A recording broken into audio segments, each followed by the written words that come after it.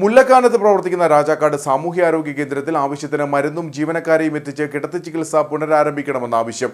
ഈ ആവശ്യം ഉന്നയിച്ച് UDF രാജാക്കാട് പഞ്ചായത്ത് കമ്മിറ്റിയുടെ നേതൃത്വത്തിൽ മുല്ലക്കാനം CHC പടിക്കൽ രണ്ടാം ഘട്ട ധർണ നടത്തി. KPCC അംഗം R. ബാലൻപിള്ള സമരം ഉദ്ഘാടനം ചെയ്തു. 38 വർഷം മുമ്പ് പ്രവർത്തനം ആരംഭിച്ച ആശുപത്രിയിൽ വർഷാവർഷം ലക്ഷക്കണക്കിന് രൂപയുടെ നിർമ്മാണ പ്രവർത്തനങ്ങൾ നടത്തുന്നതല്ലാതെ സ്റ്റാഫ് പാറ്റേൺ പൂർത്തിയാക്കി മരുന്നുകൾ എത്തിച്ച് കിടത്തി ചികിത്സ പുനരാരംഭിക്കണം എന്നാവശ്യപ്പെട്ടാണ് സമരം സംഘടിപ്പിച്ചത്. ഡോക്ടർ ഇല്ലാതെ ആശുപത്രി നിരവധി ദിവസം അടച്ചിട്ടതിനെ തുടർന്നാണ് UDF രണ്ടാമതും സമരം നടത്തിയത്. മുല്ലക്കാനം കിഴക്കേക്കവലിൽ നിന്നും ആരംഭിച്ച പ്രകടനം CHC കവാടത്തിൽ പോലീസ് തടഞ്ഞു.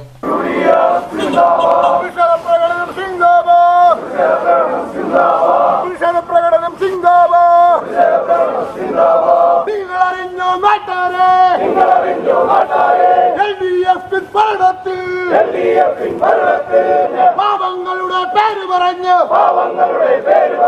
അധികാരത്തിൽ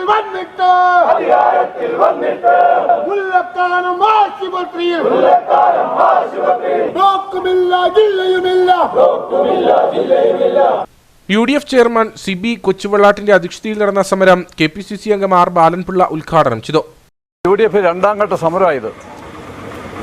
ഒരു മാസം മുമ്പ് മുല്ലക്കാനം ടൗണിൽ ധർണ നടത്തിക്കൊണ്ട് 2 മണിക്കൂറോളം ഞങ്ങൾ അവിടെ വിശദീകരണ യോഗങ്ങൾ നടത്തുകയുണ്ടായി. അന്നേരങ്ങളിൽ ചെറിയ മാറ്റം ഞങ്ങൾ പ്രതീക്ഷിച്ചതാണ്. പക്ഷേ ഈ ആശുപത്രിയെ ഓരോ ദിവസം ചെല്ലും തോറും ഇതിനകത്തെ മെഡിക്കൽ ഓഫീസർ ഉൾപ്പെടെയുള്ള ജീവനക്കാർ ഇഞ്ചിഞ്ചായി കൊന്നുകൊണ്ടിരിക്കുക എന്നുള്ള യാഥാർത്ഥ്യം നമ്മൾ മറന്നിട്ട് കാര്യമില്ല. അവർക്ക് ചെയ്യുന്ന തൊഴിലിനോടെങ്കിലും ഒരു ആത്മാർത്ഥത.